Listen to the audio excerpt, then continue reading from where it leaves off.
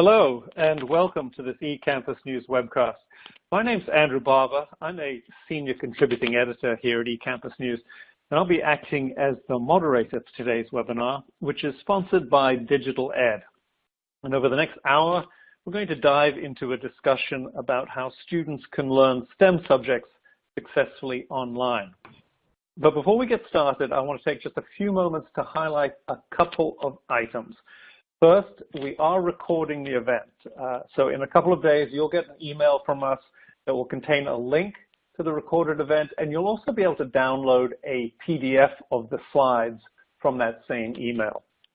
And second, please ask questions. Don't feel as if you have to wait until the end. At any point during the presentation, if you have a question, just type it into the Q&A box on your console and hit the submit button. And we'll probably have about 5 to 10 minutes at the end when our speakers can address your questions. And we also have a chat function, which if you look down at the bottom of your screen at the black toolbar, there is a blue group chat icon down there. Click on that to launch the group chat and use the chat to talk among yourselves or to contact me or the eCampus News team if you have technical issues or any other concerns. But I do have one favor to ask. Please don't use the chat function to ask our panelists questions. They're simply not going to have time during their presentation to monitor the chat. So if you have a question for them, please use the Q&A panel instead. And with that out of the way, let me introduce you to our three guests today. Dr. Paul Woolner is an organizational and learning scientist who focuses on building scalable, high-performance business enterprises.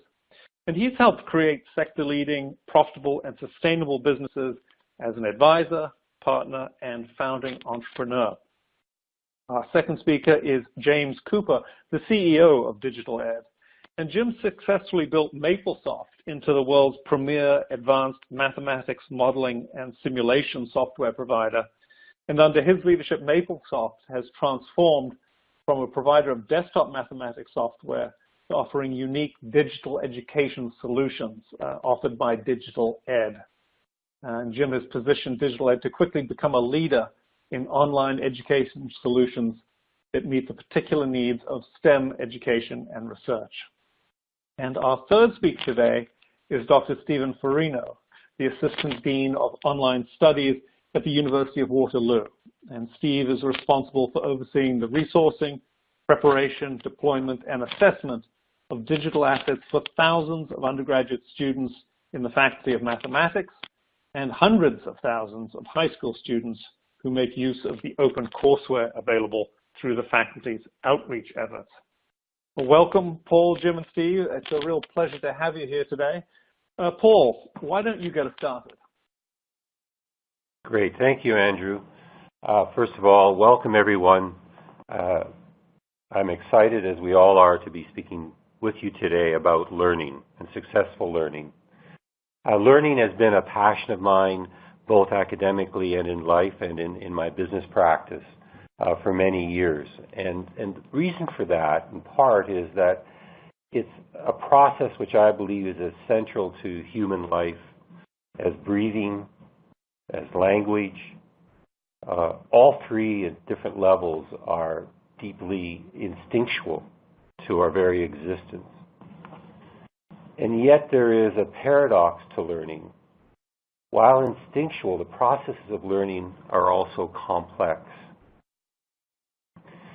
And then as a result of that, there tends to be a gap often when we come to teach someone or to instruct someone, that the approaches that we take don't take into account that complexity and the multi-dimensions of learning to achieve effective learning.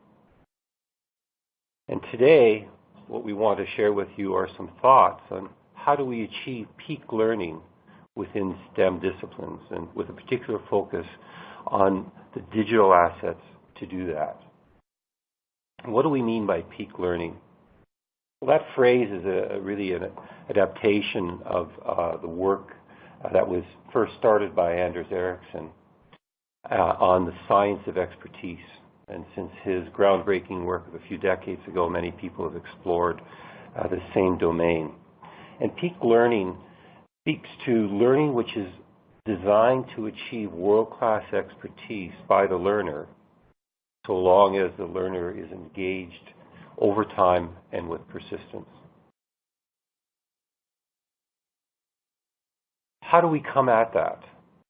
There's been an approach to learning and instruction which goes back literally thousands of years, and which is sometimes characterized as a didactic approach. And it is simply this, that we view the student as an empty receptacle into which a basket of ideas needs to be poured.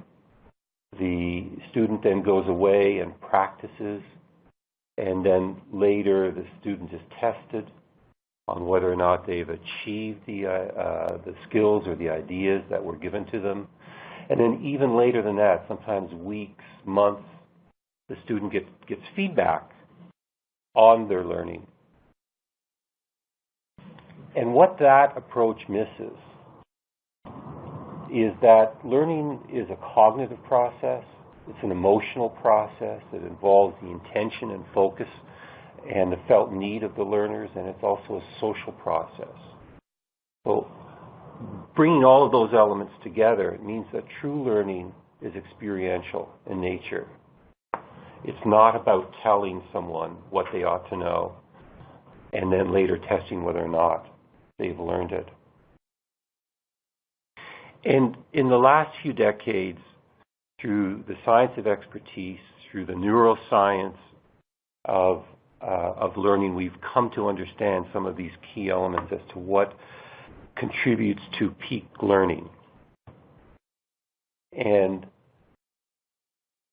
the time that we are now at in the shift to digital assets and learning gives us a once-in-a-generational opportunity to really re-architect the experience of learning that many students have in institutions of learning.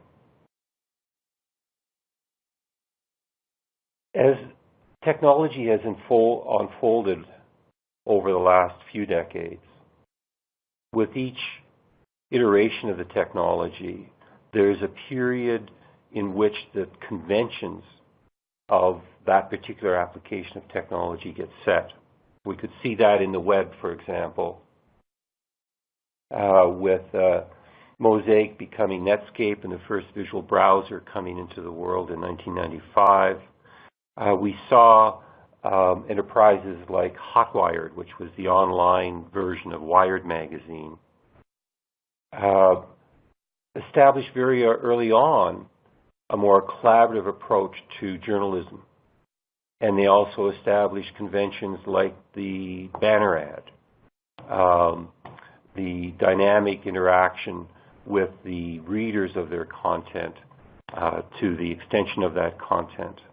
And not many people would know this, but that small enterprise that had 15 or 20 people working on a third floor loft in the Mission District of San Francisco in 1995 really established a lot of the way that many sites look today on the internet. Similarly, we're in that kind of position now, we believe, with digital assets in education. We are at a point of innovation, of exploration, and we have an opportunity now to set the conventions of the learning experience online. We have an opportunity to think carefully about what are the key elements that lead to successful learner outcomes, and to build those into the architecture and design of the online assets, into a much more dynamic, experiential approach to learning than we've had in the past. My colleague today, Steve Furino, shared with me a fresco that's an ancient fresco which shows Archimedes with a group of students. And they're sitting in a circle, and Archimedes is drawing with a stick in the sand on the floor to illustrate a concept. And that kind of lecturer at the front of the room has been the predominant mode of most learning since that time. Today we have an opportunity to create a much more dynamic interaction between the instructor, the student, and the content with which the student is engaging. And in the next few years, each of us that are involved in different aspects of education, and in the field of STEM education particularly, have the opportunity to make that experience a much more rich and lasting experience for the learner. With STEM education, though, there are some unique challenges that come with it. There's a high degree of abstract concepts and notation. There's very complex visualizations that are involved. And the applications of those concepts and assessments, all of which makes STEM learning in digital assets more challenging. Certainly more challenging than other domains. And in what we've seen is in the domain of STEM education, the adoption of digital experience has lagged. There's less penetration into that area compared to other, for example, the humanities or social sciences. Now with STEM, there's also some very unique advantages. There's a preciseness of many STEM concepts and often clear, correct answers to problems. And this aids high-quality feedback, which accelerates learning. It's also largely a language which is global. It's one of the few languages that is, in fact, today a global language. And these aspects of STEM lend itself to create peak learning. And I just want to highlight a couple of those. One of the things I mentioned earlier was that the lag between when learners engaged with content and when they get feedback on that content. And what we've come to understand, in whether it's an individual learner, whether it's a team learning, or whether it's a whole organization and attempting to adapt, sense, and respond to its business environment, is that the more real-time feedback that the learner can receive on the skill, knowledge, or attitude that they're attempting to learn, that the effectiveness of that learning is accelerated. And dynamic testing really speaks to that. Dynamic testing is where as a learner is engaged with content, very close to the engagement of a particular concept, there's an opportunity to experience, to explore that concept, and then to be tested on it, to get very close expert feedback to the moments in which they're engaged in that content. If I can use an analogy stepping out of STEM into music, it's when the student of a particular instrument is playing that instrument in front of an expert coach or teacher, and can often be stopped in the midst of playing, and the teacher will guide the learner in what they are engaged in and be able to coach them. The more that we can mirror that kind of experience in a digital environment, the better. And digital environment with dynamic testing allows for that to happen, which really speaks directly to deliberate practice and the research on world-class expertise. It has those elements. The learner shows up with purpose and focus, engages in the skill or knowledge that they're attempting to learn, and it's immediately coupled with expert feedback on not only how they're doing, but the what they are doing and the processes that they're bringing to their learning. So they achieve feedback at two levels. Have they reached the hurdle of learning to show that they've understood that concept, and what kind of guidance can be given on how they approach that. So with that, I will end my comments and hand over to my colleague, Jim Cooper. Thank you, Paul. One of the things we've found in doing studies on how students attempt to learn is that many of the learning strategies that students use have actually been proven to be quite ineffective or much less effective than they could be. I think we all suffer from the illusions of knowing. As Mark Twain once said, it ain't what you don't know that gets you into trouble. It's what you know for sure that just ain't so. And I think we all have that tendency, the unknown unknowns. So we are not internally a good natural judge of how quickly we are learning a concept. Or we can fool ourselves into thinking that our level of knowledge is much greater than it actually is. Now, one of the methods that has been proven in numerous studies to be an ineffective manner of learning is really what many students actually do.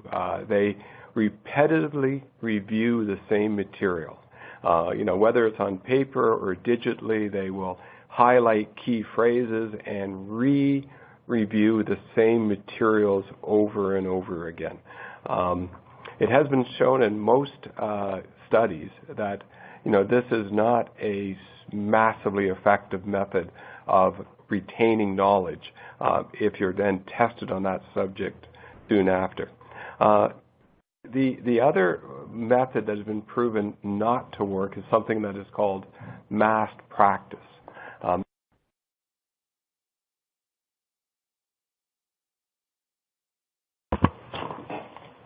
You do the same type of problem over and over again.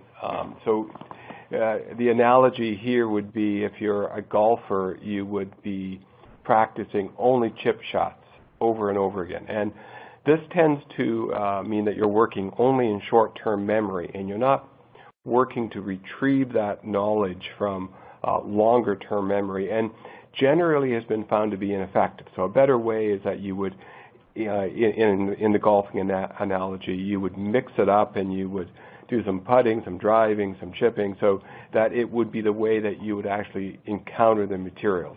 It tends to be a less satisfying way of learning.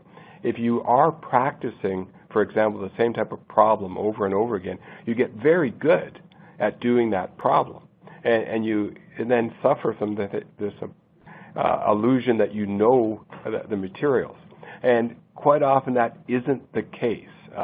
So it's much better to have testing which is varied in different ways to cause you to have to retrieve that information to ensure that it is embedded in your mental framework. Now, Paul defined dynamic testing, and really very much we see dynamic testing as testing that is an integral part of the materials that the student is trying to learn.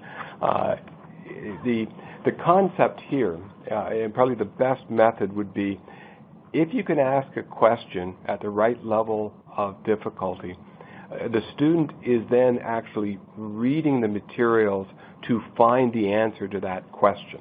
So this is a purposed, when you have a purpose in mind that you're reviewing the materials to answer a question, this allows a much stronger focus on what you're trying to learn. So you're looking for the answer in the materials. So this is a better method of learning, and dynamic testing can set the stage to have that happen with materials. So in this case, what dynamic testing does continuously as you move through the materials, it calibrates your level, what you think of your level of knowledge. So it's very clear if you're tested on materials where your level of knowledge is in the understanding. It's clear to you, it's clear to your instructor who's given you these embedded testing assignments within the materials. and it will ensure that you begin to know what you don't know. So it takes away these illusions. It's very clear if you cannot answer a question that there is some area which is lacking in your understanding of the concept. And in addition to that, it can be used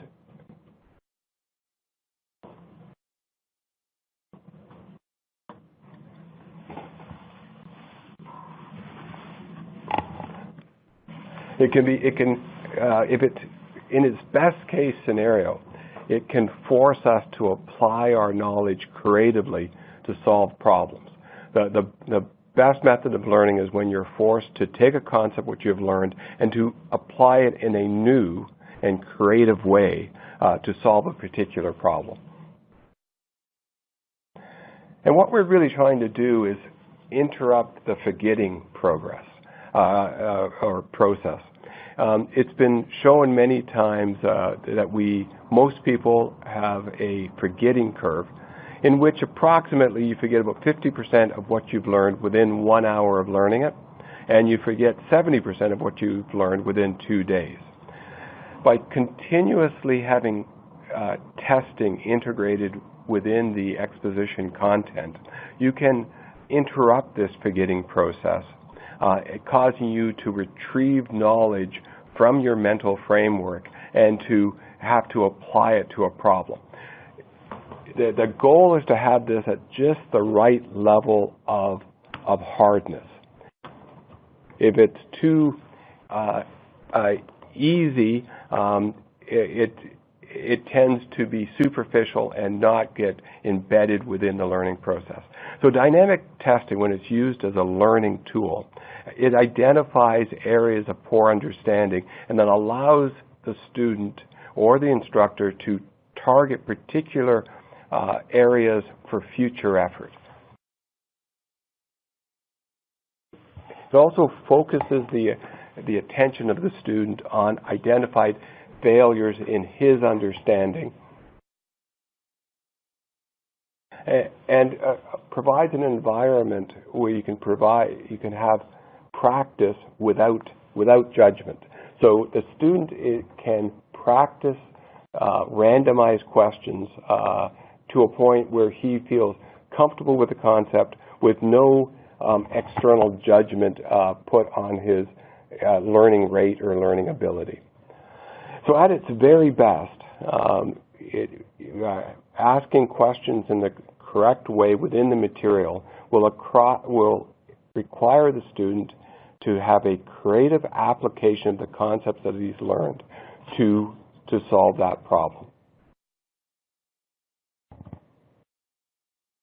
So as an example, this type of digital material, we see that there are questions and knowledge that have to be retrieved throughout the lesson, and the learning is deeper and more durable if it has the right amount of effort. If it's too easy, then, as I said, it's superficial and is quite often soon forgotten. In this case, the student has to recall, what is the equation of a sphere, recall that the surface area is a derivative of that sphere, and then by testing them sort of in an interweaved and varied manner at spaced out intervals, it increases the effort, but it's been proven to lead to better learning outcomes.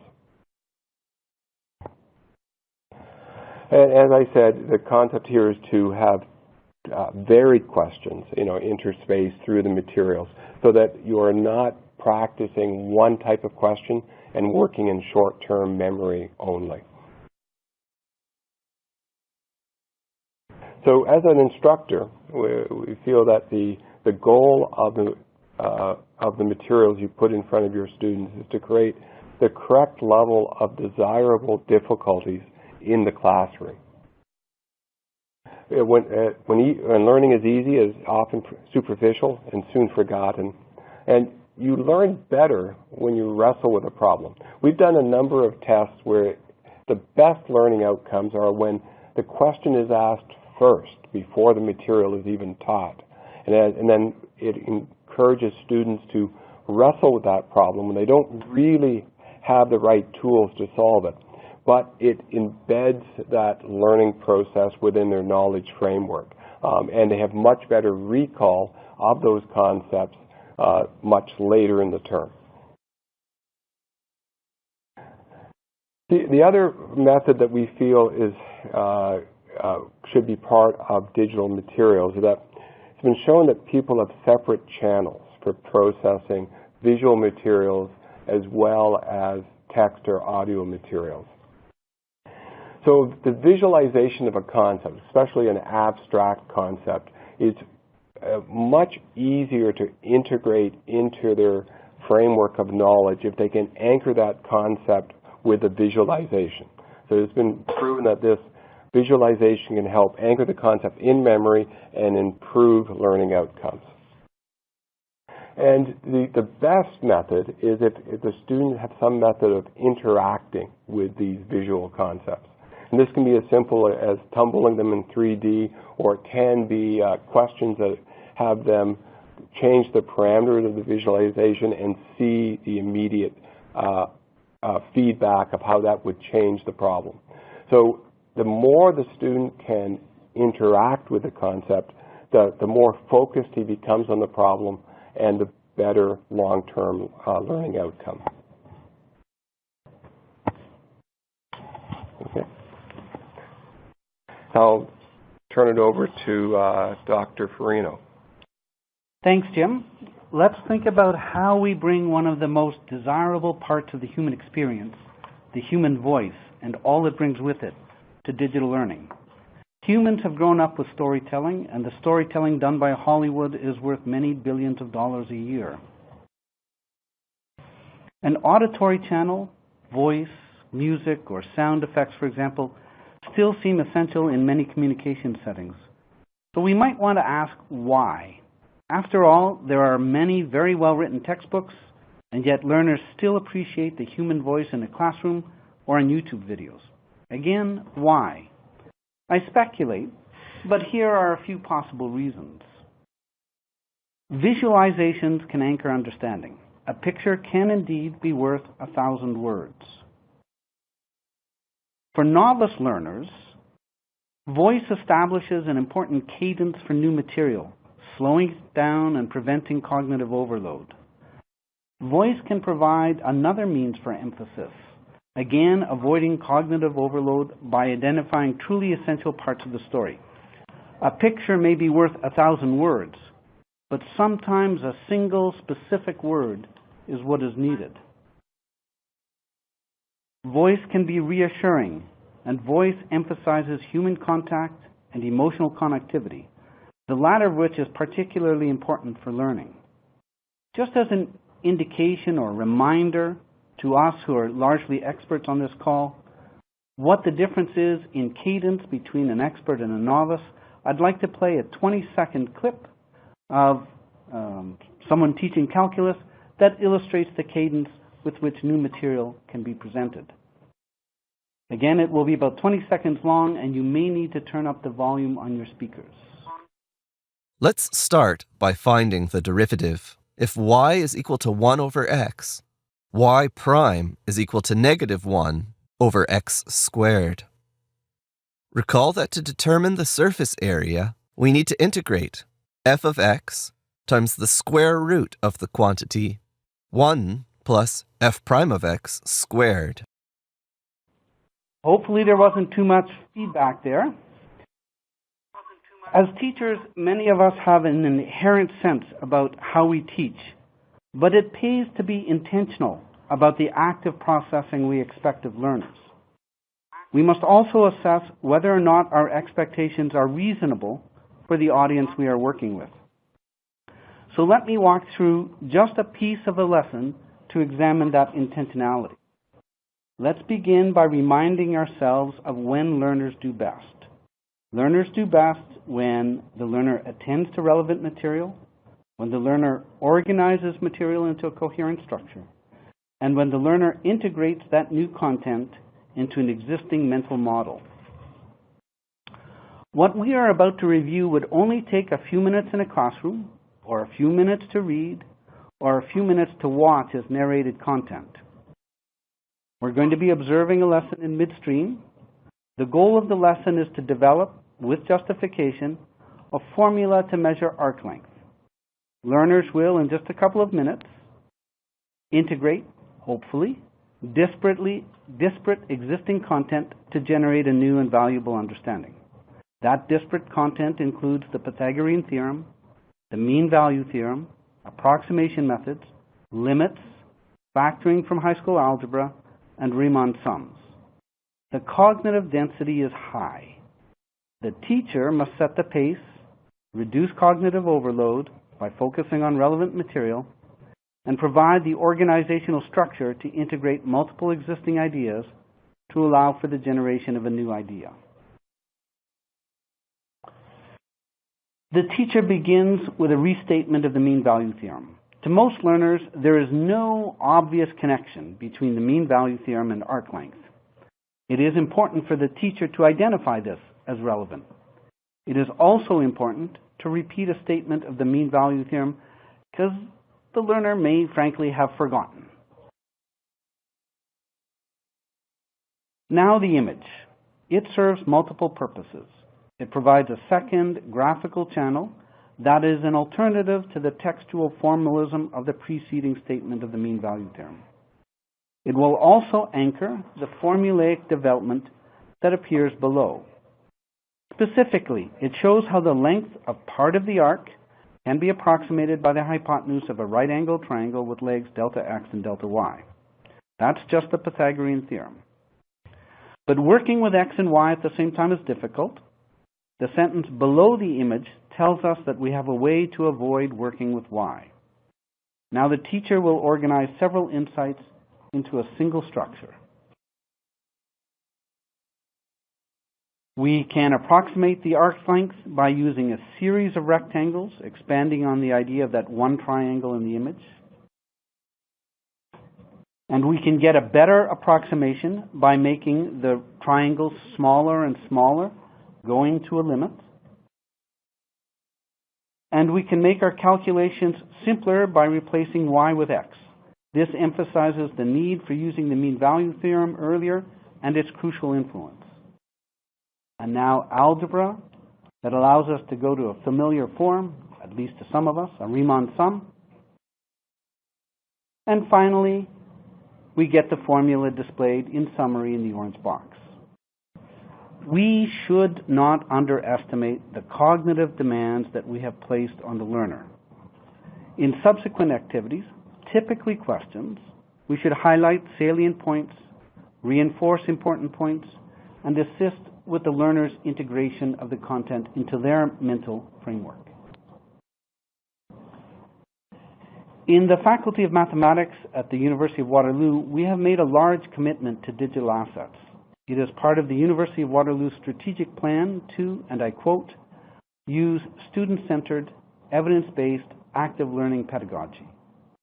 But that means we need technology that can support each of the principles of student-centered, evidence-based, and active learning. Since mathematics is learned by doing, we need the ability to have students do mathematics. That is, we need the ability to ask mathematically rich questions that are dynamic and randomized. We need the ability to receive mathematically sophisticated responses, assess those responses, and provide real-time feedback to students. Some of those questions need to be part of the exposition. Perhaps the question is asked as part of an investigation, perhaps as hypothesis testing, perhaps to recall an important theorem, or perhaps to confirm understanding. And the data gleaned from these questions and answers is important both to the teacher and to the student. Let me give an example. As a teacher, I recall the first time I used clickers to solicit real-time responses. In a course I had taught at least 20 times, I gave the usual definition and example, and then followed up with a clicker question. I expected the vast bulk of responses to be correct. I got a uniform distribution. Student responses were no better than random. As a teacher, I need to know that I failed. As a student, I need to have my illusion of knowing disturbed. Not all students progress through the same discipline in the same way, and so we need to be able to adapt. Visualization is important in mathematics, and the ability to manipulate, handle, and experiment with those visualizations can provide genuine insights. We need the ability to visualize and to help students understand those visualizations. And lastly, mathematics is notationally dense, and we need to render mathematics properly. The goal for all of these is not only to improve student outcomes, but to empirically establish what has led to those improvements. For the next 3 slides, I'd like to focus on the evidence-based principle that I mentioned earlier. In the fall of 2010, we being the Faculty of Mathematics at the University of Waterloo, replaced a very commonly used and well-loved calculus textbook with locally built digital assets. The audience was science students taking Calculus 1 and Calculus 2, offered as service courses through the Faculty of Mathematics. There were over 1,000 students in the face-to-face sections and 60 students in the wholly online section. These box plots illustrate that the digital assets work pretty much as we would expect. Students who submitted more assignments did better as measured by final grade. This simply emphasized or repeated the learning that effort makes a difference. But we need to assess the quality of the assets that we build as well as the quality of learning of students. As a start to that, we developed an empirical estimate of the difficulty of questions and plotted the number of page views and assignment submissions against the level of difficulty in Calculus 1 and 2. As expected, harder questions took more work. One striking feature of the dot plot on the right is that questions on one assignment were way off the linear regression, indicating some material difference between this assignment and the other assignments. As much as I love calculus, that love is not shared by all science students.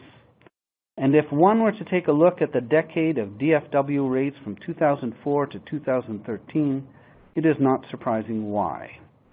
DFW stands for D's, marginal passes, F's, failures, and W's, withdrawals. A disturbingly large fraction of students fell into this DFW camp. For this fraction of students, their experience of calculus is one of frustration and failure. The red column indicates the introduction of digital assets in Mobius and the replacement of the calculus textbook. The results are the best since the change in high school curriculum that took effect in Ontario in 2004. Now, as a mathematician, I cannot attribute all of the improvement to the digital assets. Changes in curriculum, changes in the teaching team, and changes in the quality of entering class may all have contributed to the improvement in student performance. But the timing of the improvement is strongly suggestive. Let me hand the webcast back to Paul. Thank you, Steve. Just want to highlight some of the ideas that we've talked about today, and I know we've covered a lot and covered it fairly quickly. And what I want to bring us back to is that the applications that we're talking about here for STEM education are no different than other domains of learning, that we're talking about fundamental truths about the learning process, and that learning becomes more effective as we use dynamic testing as a learning tool. And digital assets provide us with that opportunity that has never existed before. So I guess a bigger idea I want to highlight for us here today is that not only do we have the digital world available to us, but the digital assets that we can create allow us for the first time an opportunity to create a truly peak learning experience for learners, and this dynamic testing is a core element of that. Interrupting forgetting with retrieval. Again, because of the dynamic and real-time nature of the digital asset experience of learning, that we can interrupt forgetting with retrieval. And that's through the dynamic testing that we bring in, through the immediate link between an exposition of an idea to an exploration of the idea by the learner. We can interrupt forgetting with retrieval. As Steve talked about, visualizations are key to anchoring key concepts.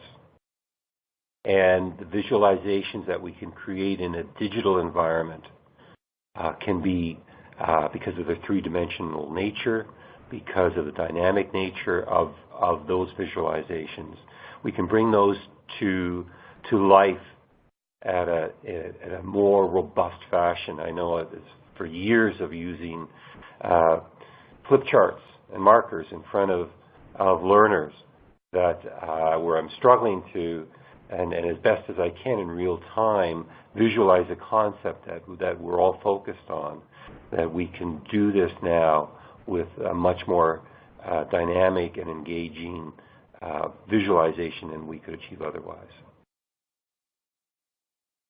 And in deliberate practice. Practice does not make perfect, but deliberate practice gets us on the road of very high level performance. And by deliberate practice, it brings in everything that's precedes this on this list. This is where there's focus on the part of the learner, there's engagement to actually apply concepts, and there's immediate feedback on the learner's progress in application of and understanding of those concepts. And through all of that, we're encouraging active processing and knowledge construction through that interactivity. Jim shared some research with me not long ago that was conducted by MIT, where they had students who agreed for a 2-week period to be connected in a way that would measure their brainwave activity as they, on a 7/24 basis. What was interesting and somewhat disturbing about that research is what it showed is that the level of brainwave activity among students when they were asleep, when they were watching television, was about the same as was achieved when they were in a lecture hall. When they were most actively engaged, when we had the most active brainwave activity, is when they were socializing and when they were actively involved with interacting with the content of their learning, when they were learning through an experiential activity, not through a passive listening to a lecture. And lastly, that as we become more sophisticated in our use of digital assets, and particularly in STEM and in symbolic mathematics, where there may not just be one path to achieving a correct answer, that we have this opportunity to provide feedback on the learner's meta-processes in solving problems.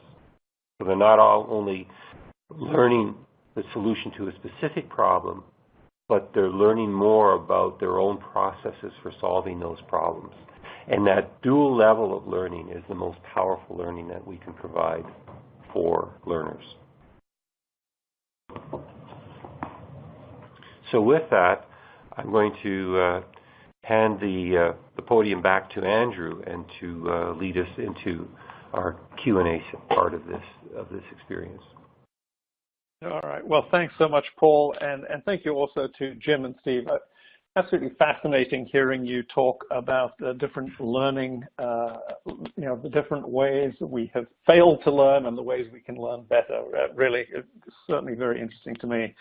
We still have about 15 minutes left, so if you have a question for any of our three panelists, please just use the Q&A panel on your console and hit the submit button, and we'll see how many questions we can get through before the end of the hour. But first, I'm going to, for the first question, Steve, I'm going to come to you.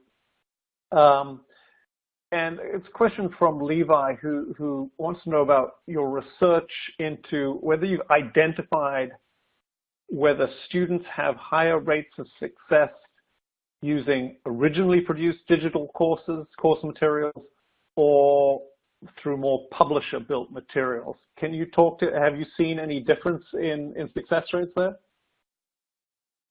So I guess I would first answer by saying that we actually haven't done a head-to-head test in a carefully controlled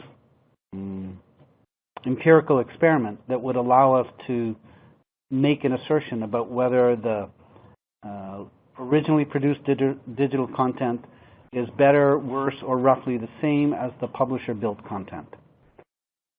That's not to say I don't have an opinion or speculation on it.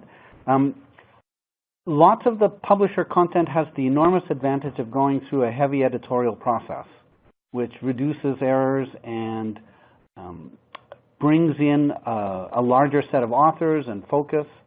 It has the disadvantage of not necessarily addressing a specific audience.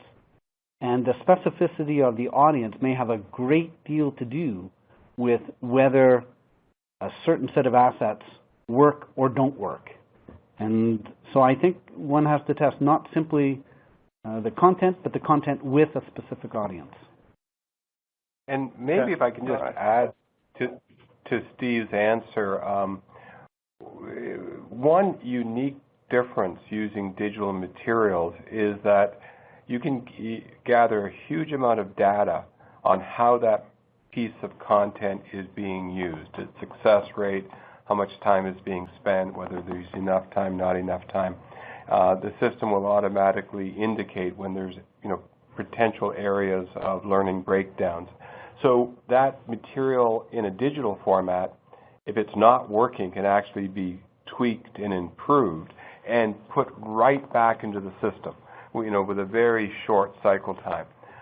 So one of the issues, of course, with, we'll say, published materials is that their path to improvements can be a very long cycle, and which is very different to how we see digital assets being used today, where the instructor is actually constantly modifying them based on evidence that he's collected on how they're being used. So that is a basic difference between, we'll say, materials that are dynamic and can be changed in real time versus published, and by published I mean more static material that cannot be modified. Okay. If that a third piece to the commentary is that we have seen with technology this pattern, if we stand back, and that is we tend to use a next generation of technology with the mindset of the prior generation, and I want to give an example for that. When moving pictures were first invented, the way that the content was created is that they would take a camera and put it into the sixth row of a theater in the center seat, which is often the ideal seat in any theater. And the drama would be acted out on stage. While they were creating the film, they were in the mindset of the theater. And it was a very static approach to the creation of that moving picture content. And it remained that way for some years until some more innovative directors said, well, because it's a camera, we don't actually have to anchor it in one spot. We can pick it up, we can move it, we can do close-ups, we can shoot from above, we can pan in, we can pan out. And with that the potential of that technology started to be realized. And it's similar with the dynamic nature of digital assets, that one of the things that we need to be careful to avoid is that we continue to use a digital environment and a digital asset in a way that we would have made use of a textbook, for example, which is more static in its nature and more fixed. And simply because the asset allows for a more dynamic and iterative approach to its evolution to fit better the needs of the learner, doesn't mean that we will do that automatically. And so part of the discipline that we need to have as instructors, as educational institutions, is to really fully take advantage of that, the feedback that we can get on the effectiveness of the digital assets, and to continually improve them to the point where we might be able to, almost on a week-to-week basis, improve the learning experience that we have with the use of within a course on the use of the content that's being delivered through a digital environment. Okay. All right. Well, terrific. Well, thank you for that. I'm going to switch gears a little bit and head over to a question from Susan, who is wondering if there's a central resource that might help her in identifying the kind of digital materials that sort of use the principles that you're talking about today, but it sort of categorizes them by discipline. And her problem is that her discipline does not have a resource database that can tell her where to go to get these things. Do you have any guidance for Susan on this? I don't. It's Stephen speaking, at least with respect to disciplines within mathematics. Of course, if someone else watching or listening in has it, we'd love to know. Like I'll add, the platform that much of this material was created in the Mobius platform, produced by Digital Ed. It does have the ability of both rating and sharing content on the platform. We do see it very much as a platform device, and one of the things that a platform does, like in the way that Uber is a platform, can do a very good job at rating and collecting metadata on the content that gives people an ability of looking at content that works and content that doesn't work or has a value or rating. So part of the concept of the platform is that anyone can share their content on the platform. It does have this curation ability of being rated.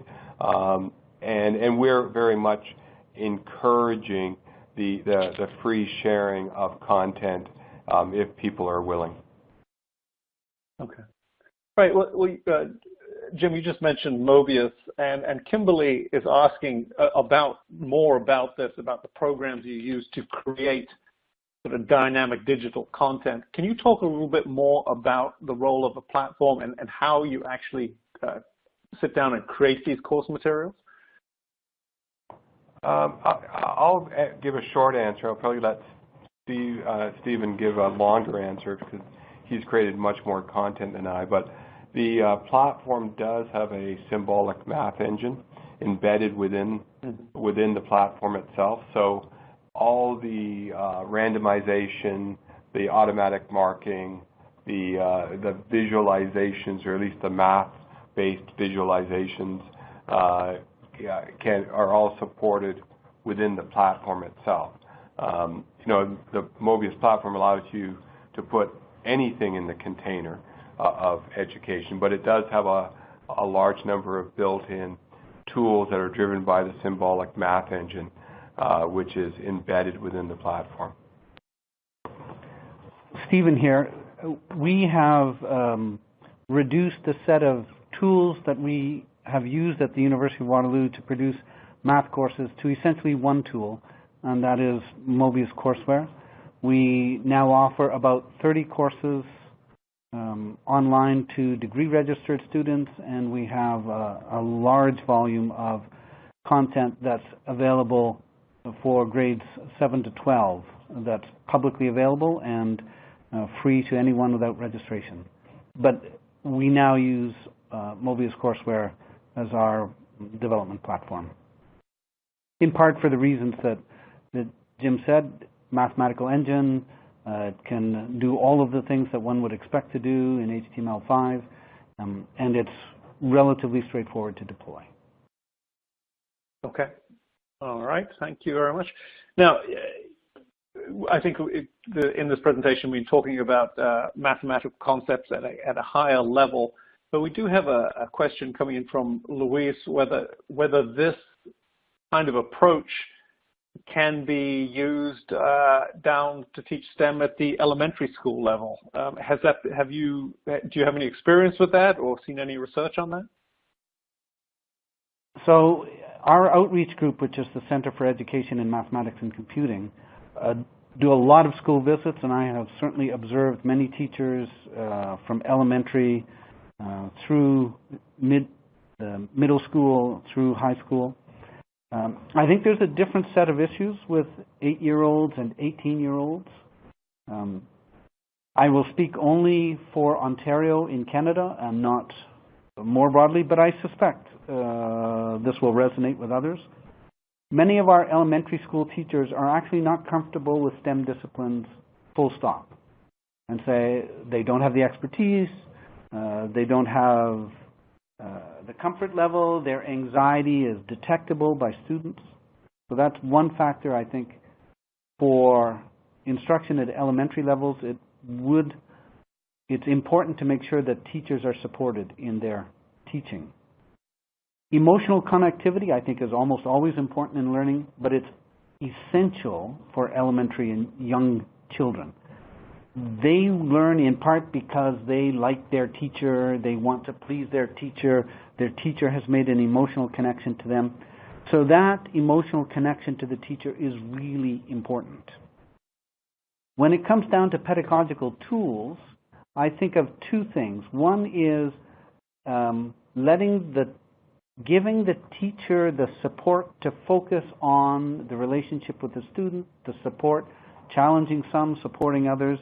And so you want a low overhead tool with the content that the teacher is trying to teach to the students, and that essentially provides a robust support for the teacher. For the student, for those learners, you want them to be able to do mathematics, thinking of mathematics, or do whatever the STEM discipline is, and get that same feedback without judgment that everybody else would get.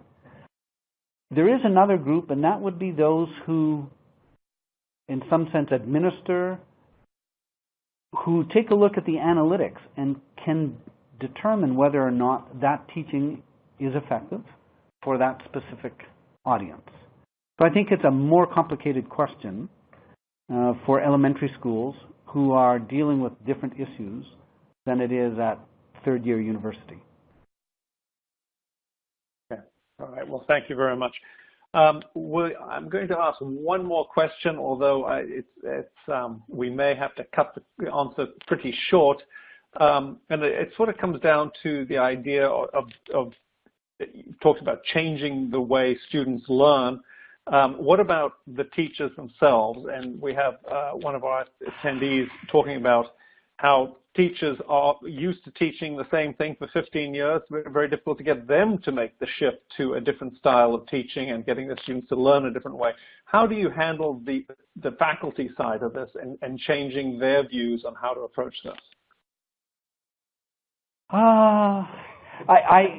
In 30 seconds, I will say that is unquestionably one of the challenges, and we should have another web seminar just on that topic. I will add very quickly that 5 years ago, we got a substantial amount of pushback to using digital techniques.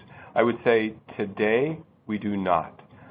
Everyone is at least interested in the discussion. So, students very much, especially where our main target would be upper high school and university, college level.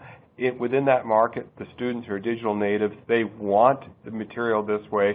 They want to be able to consume it when and where they want to consume it.